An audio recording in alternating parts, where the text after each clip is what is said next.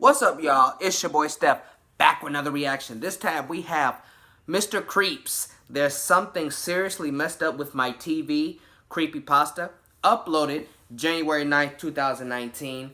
Now, this has been in my arsenal of stuff to react to for a couple of months now. I don't know why I never got around to it, but I'm going to get to it today. Y'all already know. So, Mr. Creeps, again, I made this clear in a video I did of his a couple of weeks ago. He usually always has longer creepypastas, so I'm always afraid that I'll get halfway into the story and then it'll start to like dull out and get boring, so I don't react to those. But the last couple I've reacted to, I stayed intrigued the whole video. So, more than likely, if I stay interested, you guys are going to stay interested. So, we're going to get into this one. This is about 24 minutes. Yeah, somewhere up in there. So, down in the description will be a link to Mr. Creeps' channel. A link to this original video so y'all can go see it for yourselves without my commentary. Also, links to all of my social medias. Get at your boy and see the personal life that I don't upload to YouTube. Without further ado, let's get into it.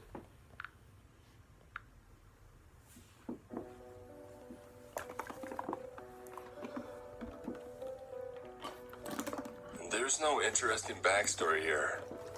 I didn't buy this thing from some, like, creepy garage sale. I'd hope not. I didn't get it as a gift from some estranged relative that doubled as a cultist or anything. The TV was bought at the mall, for Pete's sake. It was sitting on a shelf, ordinary as anything. It's a cheap one, too. Nothing about the way that it looks would suggest that this thing would be as screwed up as it is. Keep your receipt. My new television plays shows and programs that shouldn't exist. At least it plays things I'd never seen on regular television before.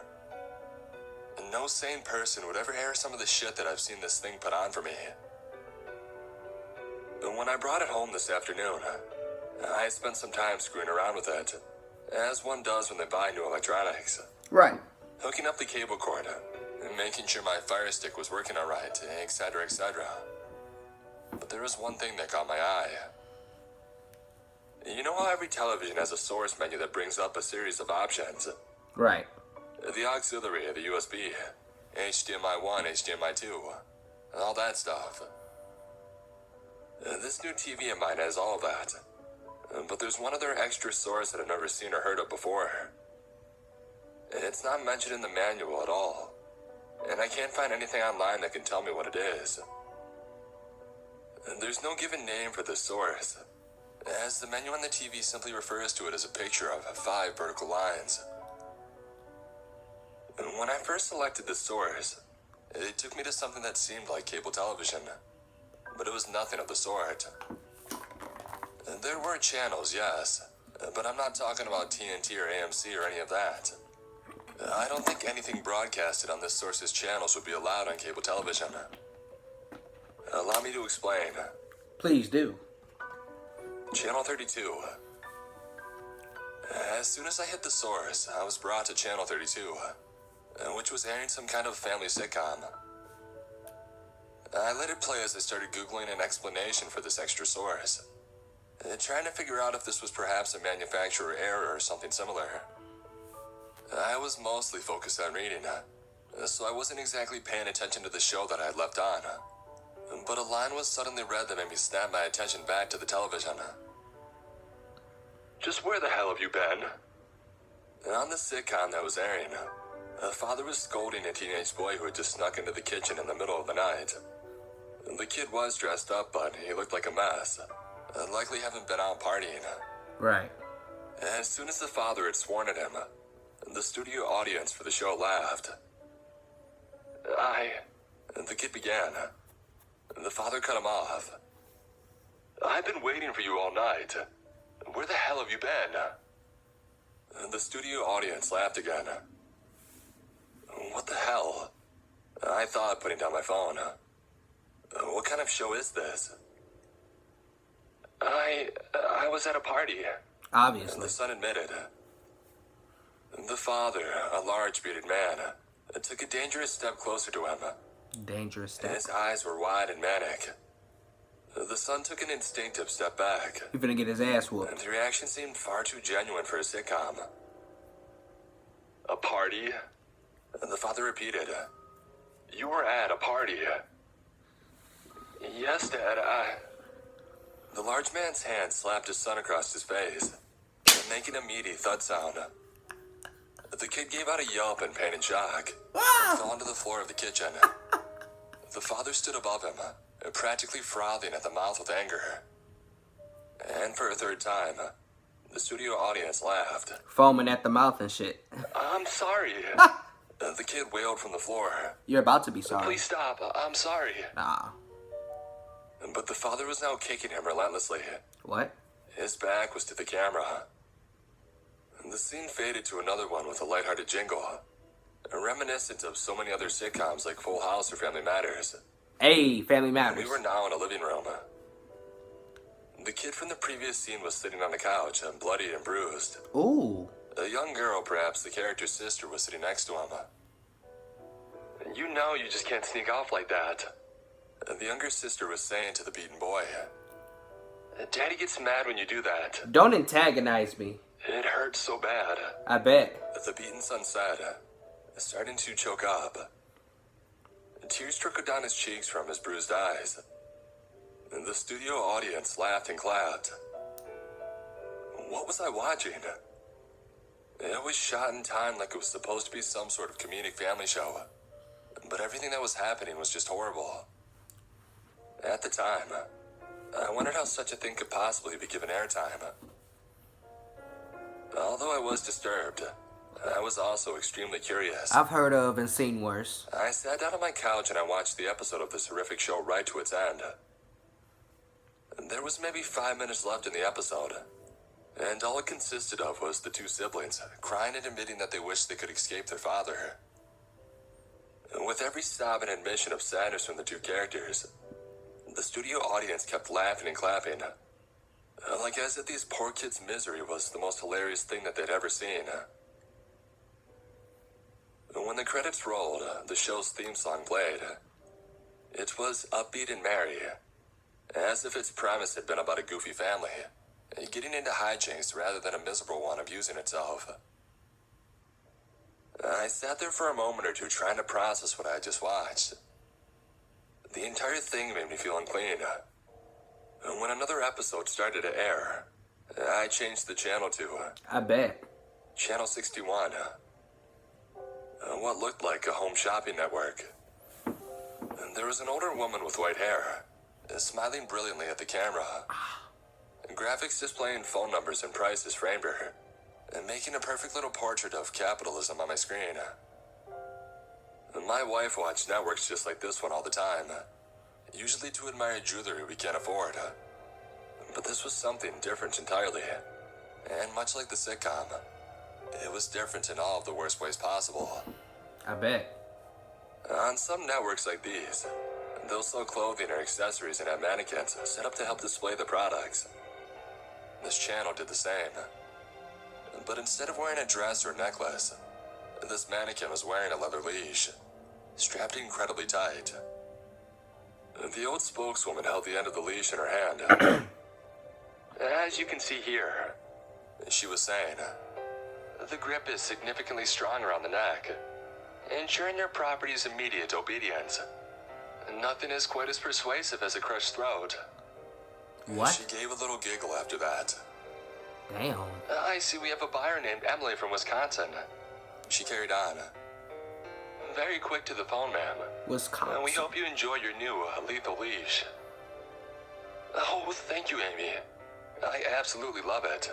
And I can't wait to try it out. On who? Oh, I'm glad to hear, sweetheart. Let's move on to our next special deal for the evening. Use it on who? The spokeswoman, Amy, walked to the right and the camera panned to follow her to the next product. Standing in the room, chained to the floor and gagged with a metal block strapped to her face was a young woman. She couldn't have been a day over 20. Her eyes were wide capital O's of terror, and although she tried to scream, the gag reduced her noises to low, muffled groans. She looked like she was a pretty girl, but her face had been so badly brutalized that it was almost impossible to tell. For our next offer, we're giving you a once-in-a-lifetime deal. Not only will you receive this lovely product, Amy stroked the chain girl's hair, but you will also get your own set of lethal leashes for free. And the variety pack includes leashes in a variety of different colors and designs, so you'll have the perfect one to match your product. Call in now and take advantage of this incredible deal. What should have been a phone number came up on the screen, but instead of numbers, it was just a bunch of symbols that I'd never seen before. The shot faded to briefly show off the variety pack of bright-colored yet painful-looking leather straps, before fading back to the young woman's terrified face. Amy suddenly exclaimed, "Wow, that was fast. The caller is Ted from Brooklyn. Congratulations, Ted.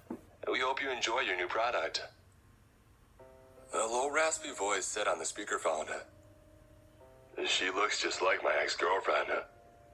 So do I intend to enjoy using her." Wow. And two men in black uniforms and masks came into the frame. Oh shit, 2 men. Unchained the young woman from the floor, and they carried her away. Despite the gag, she was screaming so loudly that it was audible now. She tried to no avail to kick at her captors. Now completely disturbed, I raised the remote and I turned the channel. As I did so, I realized that my hand was trembling. Channel 104. An infomercial for a fitness program came up this time. I tuned in right as they were showing off the before and after pictures of a woman who had purchased a workout package called Pure Motive. The woman had been very large and had lost something like 80 pounds in just a couple of months. The woman in the picture spoke to an interviewer. "It's the only method that I've tried that's actually worked. If you're trying to lose weight fast, this is for you." The shot changed to the same woman running on a treadmill. Her face beat red. Behind her, a thuggish-looking man stood with a large shotgun pointed directly at her back. Oh. A cigarette dangled loosely out of the corner of his mouth. He was staring intently at the woman, as if ready to pull the trigger at any moment. If she stopped running. It then cut to another pair of before and after pictures, this time of an obese man. There is a brief bit of footage where he was doing squats with a couple of dumbbells. Another creepy-looking thug was standing right behind him, holding a revolver close to the poor guy's head. "It's the only thing that works," the satisfied customer said happily. His voice sounded weak. A montage of horrible shots came next. A woman running on a track with a man holding snarling dogs close behind her. A group of people doing jumping jacks while thugs with assault rifles walked around them, watching closely. That's fucked And up. finally, an incredibly large person trying to do push-ups. He was crying hysterically. A voiceover said condescendingly, "There is no room for laziness when it comes to Pure Motive." The large man was no match against gravity and fell flat upon his face. Oh shit. As soon as he did, he screamed, "No, no, please." I'm sorry. 4 men came into frame and started to kick the shit out of him. It went on for what felt like forever. It's So so the guy was spewing blood and teeth out of his mouth. it's so dark. And one of the 4 thugs went off frame. But it's And then funny. came back with a sharp-looking machete. Oh no. "No!" The large man managed to cry out, "Please, don't." They were stomping him out. The thug raised the machete up with both hands, like a medieval executioner, and then brought it down on the large man's head. What? I changed the channel as soon as the blade hit its mark. Channel 11. This channel aired a commercial promoting a new burger from some restaurant chain I had never heard of. Yo, destroy that TV. It soon became apparent that the burger was made from people, Oh. most specifically, their limbs. For dessert, the restaurant was serving large bowls of human earwax. What is going on? 2 actors looked hungrily at their bowls and then started to dig in. I retched and I changed the channel. Channel 9, 88, and 202. Despite being so horribly disturbed by all of this, You keep watching. I kept flicking through the channels. Because you bullshitting. Some morbid curiosity had rose up inside of me. Fuck that curious shit. Part of me believed that there is no possible way I was actually seeing the things that the TV aired. Oh, you're saying That I'd somehow gone mad. But most of me felt that it was all true. it And is. if it was the case, then I was in the midst of something impossible. You gonna fuck around and be on there. And I had to see whatever came next, as repulsed by it as I might be. Channel 9 was airing some rock concert. The singer went up to the mic and he screamed, "Are you ready?" And then pulled a small switchblade from his pocket. With a click, the blade sprung out of its handle and the singer brought it right into his face. What? Over and over again. A shot of the crowd showed they were all doing the same. Some with knives of their own, others with shards of glass. Oh. And they all seemed to be enjoying it. And Channel 88 had a game show that launched terrified people at a brick wall using catapults. What the fuck? I got the gist of it quickly, and again, I changed the channel. What's going on? I flipped past Channel 202 as quickly as I could, because it freaked me out quite badly. It was footage of a bare-walled room with a young woman sitting in the middle of it. She was staring at the camera. At me, I thought immediately. With eyes that were small but had humongous sockets. It looked like some sort of horrific insect-human hybrid was staring through me. Channel 76. This channel had a wildlife show, but it was displaying all sorts of horrific animals that do not exist on this planet. Tall canine-looking creatures with stilt-like legs preyed upon a car-sized slug. The slug had 2 hands, each with about 10 digits, that slapped uselessly at its assailant. There was a narrator for the show, but just as he had started, "As you can see, there is no hope here for this useless goddamn creature." He was suddenly interrupted by a chorus of death rattles. That sound unnerved me greatly. I changed the channel. Channel 132. Another infomercial. This was for a product that was literally just chocolate-coated human feces. Oh. When I watched one actress gleefully take a bite and happily sigh as if she were savoring the flavor, I had to quickly change the channel and then rush to my bathroom to vomit. Yeah. Channel 303. As I crouched above my toilet, hurling and heaving, a sound suddenly came from the TV. "Hey!" I looked up from the toilet bowl. "Hey!" It continued. The voice was eerily familiar. Hey, you. Yeah, you." Trembling badly, I mustered up the courage to leave the bathroom and see what was happening on the TV next. The infomercial was gone. The channel had changed to 345, despite the fact that I hadn't touched the remote. This particular program featured only one star performer. Me. Or at least some horrible copy of me. What? I was in the same room as the monstrous woman from Channel 202. She was gone, and I was sitting where she had been. And this copy was looking at the screen, same as the woman had done before, and was crying. In its lap there was a long black cord, with multicolored wires sticking out of the end. "Help me," the thing was saying. "Please, help me." There's nothing I can do. It brought the cord up to its face, holding it in both hands. "Help me, please." No. Sorry. It said again. It opened its mouth and in with the cord, and the sharp wires cut around the copy's lips, and the expression on that thing's face made it more than apparent that they were cutting inside his mouth as well. Oh, God. The blood poured down its chin. From behind its back, the copy pulled out 2 other large cords. Both of these were quickly shoved into his eyes. Oh. The copy raised its head up to the ceiling of the room and it screamed, the cords dangling from its mouth. Although the camera had remained locked on the copy for the entirety of this, it was now starting to pan right, the direction from which the cords were coming. And the shot moved from my deformed other self and walked towards the white door, the bottom of which the cords were feeding through. The light shone on the other side of the door, and the entire TV screen seemed as bright as the sun, as that door opened on its own. The channel changed on its own once more. Channel source. What I was suddenly looking at was a wondrous display of whirling colors on the screen. Red, blues, greens, all fading in and out of one another. An impossibly beautiful sight to behold. For who? When I briefly took my eyes away from it, all the other colors around me seemed to be muted and dull.